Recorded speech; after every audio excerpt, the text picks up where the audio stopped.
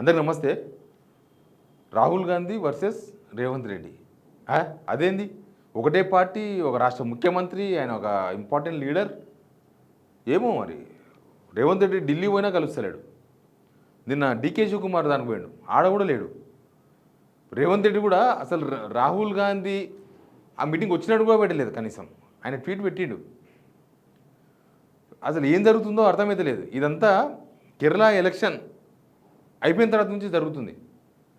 అంతకుముందు మరి డబ్బుల కోసం మంచిగా ఉన్నట్టు నటించినరా, లేకపోతే సరేలే ఎక్స్క్యూజ్ చేద్దామని చూస్తే కేరళ ఎలక్షన్ తర్వాత కూడా మళ్ళా రేవంత్ రెడ్డి కుప్పిగంతులు చూసి ఈ వ్యవహారం మారదు, ఇది ఇంతే, మన పని మనం చేసుకోవాలని డిసైడ్ అయినరా రాహుల్ గాంధీ. ఏమైందో అర్థమైతే లేదు. రాహుల్ గాంధీ అదే వేదిక మీద ఉన్నాడు, రేవంత్ రెడ్డి అదే వేదిక మీద ఉన్నాడు. చూపిస్తాను మీకు అవన్నీ. డీకే శివకుమార్ వాళ్ళందరూ కలిసిర్రు, కేరళ సీఎం కూడా కలిసిండు, కానీ మన ముఖ్యమంత్రి కలవలేదు. అయితే ముందు సబ్స్క్రైబ్ చేయండి, తర్వాత షేర్ కూడా చేయండి, నేను మీకు అన్నీ చూపిస్తా. ఎందుకో కానీ రాహుల్ గాంధీకి రేవంత్ రెడ్డికి పడుతుందా పడతలేదా ఏమో, లోపల ఏం జరుగుతుందో, కానీ బయటికి మాత్రం ఏదో డిఫరెన్స్ కనిపిస్తుంది. ఇప్పుడు మొన్ననే రేవంత్ రెడ్డి 2 రోజులు ఢిల్లీ పోయిండు, 2 డేస్ రాహుల్ గాంధీ కలవడానికి ప్రయత్నం చేసిండు, కలవలే. తర్వాత హైదరాబాద్కి వచ్చిన తర్వాత గాంధీ భవన్లో మీటింగ్ జరిగింది. ఆ మీటింగ్లో అసలు చాలామంది చాలా విషయాలు మాట్లాడారు. మళ్ళీ మన గవర్నమెంట్ రాదు, ఇంకా మళ్ళీ 30 ఏళ్ళు మన గవర్నమెంట్ రాదని ఒక మినిస్టర్, ఒక మహిళా మంత్రి మాట్లాడిందంట. ఇంకా కొంతమంది నిజామాబాద్ జిల్లాకు సంబంధించిన లీడర్లు కూడా పరిస్థితి ఏం బాగలేదు గ్రౌండ్లో అవన్నీ మాట్లాడినండి. అవన్నీ పక్కన పడేసి ఇక లేదు ఎమ్మెల్యేలు మొత్తం జమీందారులు అయిపోయినారు అని చెప్పేసి ఆయన బుద్ధిని నేను మాట్లాడేసి ఆయన్ని మొత్తం మనం మహేష్ కుమార్ గౌడ్ చెప్పినట్టు వినాలి, మీనాక్షి నటరాజన్ చెప్పినట్టు వినాలి, ఇట్లాంటి కామెంట్లు చేసి బయటకు వచ్చిన తర్వాత పార్టీ అభివృద్ధి పేరుతో పార్టీని బలోపేతం చేయాలనే ఉద్దేశంతో దాని గురించి మాట్లాడని చెప్పేసి రాహుల్ గాంధీ అపాయింట్మెంట్ అడిగినట్ట పార్టీ పేరుతో. ఇక ఇట్లా కలుస్తలేడు ముఖ్యమంత్రి, నేను అది ఇది అంటే నైచెల్తా కాబట్టి పోయి అట్లా అడిగితే అట్లా కూడా అపాయింట్మెంట్ లేదు. ఈ పార్టీ మీద చర్చించాలంటే పీసీసీ చర్చిస్తారు, లేకపోతే పార్టీ వ్యవహారాల నుంచి చర్చిస్తారు. ఈయన పోయి పార్టీ మీద చర్చించేది ఏముంది అనుకున్నాడో ఏమో తెలియదు, అట్లా కూడా అపాయింట్మెంట్ లేదు. పోనీ మొన్న కేరళ సీఎం దానికి పోయినారు, జస్ట్ 1 వీక్ బ్యాక్, ఆడ కలవలేదు. నిన్న డీకే శివకుమార్ దగ్గర కలవలేదు. చాలా విచిత్రమైన విషయాలు నేను మీకు చెప్పే ప్రయత్నం చేస్తా. ఇది రేవంత్ రెడ్డి పెట్టుకున్న ట్వీట్. రేవంత్ రెడ్డి ఏం పెట్టుకున్నాడు, కర్ణాటక రాష్ట్ర ముఖ్యమంత్రిగా ఈరోజు బాధ్యతలు స్వీకరించిన నా మిత్రుడు డీకే శివకుమార్కు హృదయపూర్వక అభినందనలు. ఈరోజు బెంగళూరులో జరిగిన డీకే శివకుమార్ ప్రమాణ స్వీకార మహోత్సవానికి కేరళ ముఖ్యమంత్రి సతీష్, హిమాచల్ ప్రదేశ్ ముఖ్యమంత్రి, తర్వాత కర్ణాటక హైకోర్టు ప్రధాన న్యాయమూర్తి, కర్ణాటక మాజీ ముఖ్యమంత్రి సిద్ధరామయ్యతో కలిసి పాల్గొన్నాను. రాహుల్ గాంధీ కలవలేదు, రాహుల్ గాంధీ పేరు కూడా లేదు అక్కడ కనీసం. రాహుల్ గాంధీ కూడా వచ్చిండు కదా, రాహుల్ గాంధీ చీఫ్ గెస్ట్ దానికి. డీకే శివకుమార్ పెట్టుకున్న ఫోటోలు చూడండి. DK Shivakumar in every rise and my life, అదంతా ఆయన గురించి ఆయన పెట్టుకున్నాడు. మొత్తం ఇంకో రాహుల్ గాంధీతో దిగిన ఫోటో, రాహుల్ గాంధీతో కలిసి దిగిండు, రాహుల్ గాంధీ వచ్చిండు, దీనిలో ఈయన వీడియో కూడా పెట్టుకున్నాడు. ఇది కంప్లీట్ ఫోటో. ఇంకా వీళ్ళందరూ వచ్చారు. ఇంకా ఖర్గే ఉన్నాడు, రాహుల్ గాంధీ ఉన్నాడు, ఇంకెవరున్నారు, డీకే శివకుమార్ ఇక్కడ కనిపిస్తున్నాడు, అంతే. దీనిలో ముఖ్యమంత్రి ఎవరు కనిపిస్తలేరు. ఇది సిద్ధరామయ్య ఫోటో. ఇదంతా ఓకే, వాళ్ళకు రాష్ట్రానికి సంబంధించింది.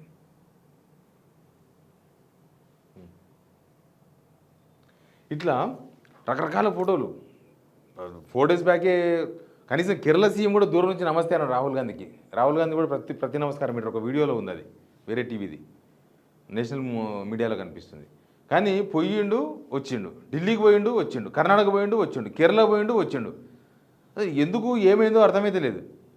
కేరళ ఎలక్షన్ తర్వాత కొంచెం అంటే కాంగ్రెస్ వాళ్ళతో మాట్లాడితే చెప్తున్నారు, మౌనంగా ఉంటే అంతకుముందు ఉన్న రిలేషన్షిప్ కంటిన్యూ అయ్యేది.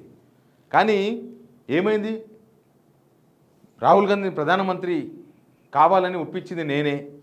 వాళ్ళ ఫ్యామిలీలో అందరూ ప్రధానమంత్రులే కదా, వాళ్ళ తండ్రి ప్రధానమంత్రే, వాళ్ళ నాయనమ్మ ప్రధానమంత్రే, వాళ్ళంతా ప్రధానమంత్రులే వాళ్ళ ఫ్యామిలీ. ఈయన మొత్తం రాహుల్ గాంధీని రాజకీయాలకు తీసుకొచ్చింది నేనే అని చెప్తున్నా, కొద్దిగా ఏజ్ ఎక్కువ ఏంటి. అట్లా రాహుల్ గాంధీని ప్రధానమంత్రి కావాలని ఒప్పించింది నేనే, లేకపోతే మొత్తం కేరళ ఎలక్షన్ మొత్తం గెలిపించింది నేనే కేరళ ఎలక్షన్లో గెలిపించిన. ఇవన్నీ కూడా రాహుల్ గాంధీని డ్యామేజ్ చేసినాయి.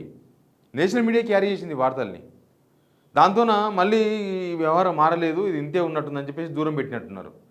లేకపోతే ఇప్పుడు రేవంత్ రెడ్డి రాహుల్ గాంధీ కలవాలనుకుంటే ఢిల్లీ పోవాలి, అపాయింట్మెంట్ దొరకాలి, అదంతా పెద్ద కథ. రాహుల్ గాంధీ తెలంగాణకు వస్తే అన్నా కలవచ్చు. కేరళ ఎలక్షన్ ముందు ఉన్న బాండింగ్ అంతకుముందు లేదు, మళ్ళీ బాండింగ్ అంతకుముందు అసెంబ్లీ ఎలక్షన్స్ ముందు కనిపించింది. ఆ తర్వాత రాహుల్ గాంధీ మీద రేవంత్ రెడ్డి చేసిన అనేక అనుచిత వ్యాఖ్యలు, హైకమాండ్ మీద చేసిన అనుచిత వ్యాఖ్యలు, ఏమేమో చాలా కారణాల దృష్ట్యా సైడ్ చేసిండ్రు. తర్వాత మళ్ళీ ఏమైందో ఉన్న ఫలంగా రేవంత్ రెడ్డిని కలుపుకునే ప్రయత్నం చేసిండ్రు. తర్వాత మళ్ళీ కేరళ ఎలక్షన్ తర్వాత మళ్ళీ ఇప్పటిలాగా అయిపోయింది. వాళ్ళిద్దరి మధ్య బంధం ఉండి నటిస్తున్నారా బయటికి, లేక ఇట్లా చేస్తున్నారా? కర్ణాటక ముఖ్యమంత్రిని మార్చిన తర్వాత నెక్స్ట్ కత్తి వేలాడుతున్నది రేవంత్ రెడ్డి మీద అనే ఒక పెద్ద చర్చ నడుస్తుంది కదా.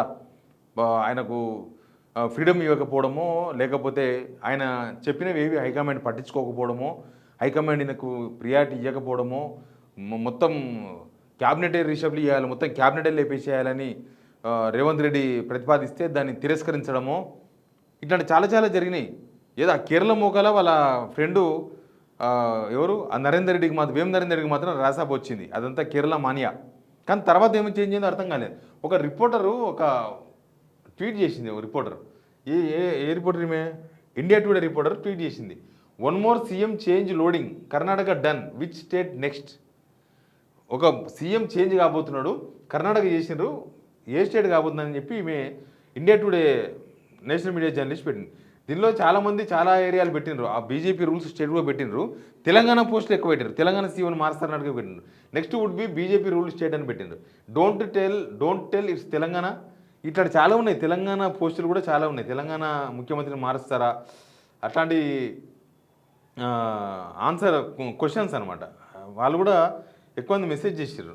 అంటే రేవంత్ రెడ్డి మారుస్తారనేది ఇక్కడనే కాదు, నేషనల్ వైడ్గా కూడా చర్చ ఉంది అనేది అర్థమైంది. ఎక్కడో ఏదో హిమాచల్ ప్రదేశ్ ఒకటి పెట్టిండ్రు, ఇక్కడ ఎవరో పెట్టిర్రు Telangana, Kerala is already done, Kerala already చేసారు కాబట్టి తెలంగాణ మారుస్తారు అన్నట్టుగా పోస్ట్ పెట్టిండ్రు. ఇంకో తెలంగాణ కూడా చాలామంది పెట్టిండ్రు నేషనల్ వైడ్గా. ఎవరెవరో ఎక్కడో కదా వీళ్ళంతా, నేషనల్ మీడియా ఆమె సర్కిల్లో ఉండే వాళ్ళంతా కూడా ఇక్కడోళ్ళు కాదు కదా, మన తెలంగాణ వాళ్ళు ఎవరో బీఆర్ఎస్ వాళ్ళు అయితే కాదు కదా. అంటే నేషనల్ వైజ్గా కూడా రేవంత్ రెడ్డి మారుస్తారనే చర్చ స్టార్ట్ అయింది. మళ్ళీ జరుగుతున్న పరిణామాలు కూడా అట్లే కనిపిస్తున్నాయి. ఆయన కూడా ఈ మధ్య మొత్తం ఇబ్బంది పెట్టే కార్యక్రమాలు నడుస్తున్నాయి కదా. ఇప్పుడు ఆయన కాంగ్రెస్ను అన్వాంటెడ్గా చంపుతున్నాడా, అదే చచ్చిపోతుంటే ఈయన వదిలేస్తున్నాడా, ఏమైతుందో తెలుస్తలేదు. కానీ కాంగ్రెస్కు తీవ్రమైన నష్టం. తెలంగాణను చూపించి, కర్ణాటక చూపించి తెలంగాణ అధికారం వచ్చింది. తెలంగాణను చూపించి ఎన్నో ప్రయత్నాలు చేస్తే ఎక్కడ అధికారం రాలేదు. కేరళ తప్పనిసరి సిచ్యువేషన్లో అధికారంలోకి వచ్చింది. కానీ ఇప్పుడు తెలంగాణలోనే ఎత్తిపోయే కాడికి వచ్చింది. అసలు 2028 తర్వాత వాళ్ళు దేశవ్యాప్తంగా ఎన్ని రాష్ట్రాలు ఉంటారో కూడా తెలుస్తలేదు. కేరళ ఒకటి ఇప్పుడు వచ్చింది కాబట్టి ఉంటుంది. కర్ణాటక ముఖ్యమంత్రి చేంజ్ అయినా పెద్దగా మళ్ళీ కాంగ్రెస్ ఉంటుందని చెప్పడానికి అవకాశం లేదు. హిమాచల్ ప్రదేశ్ అవుట్, తెలంగాణ అవుట్, అట్లే కనిపిస్తుంది. సర్వేలు వాళ్ళు కూడా చాలా సర్వేలు చేపించుకుంటారు.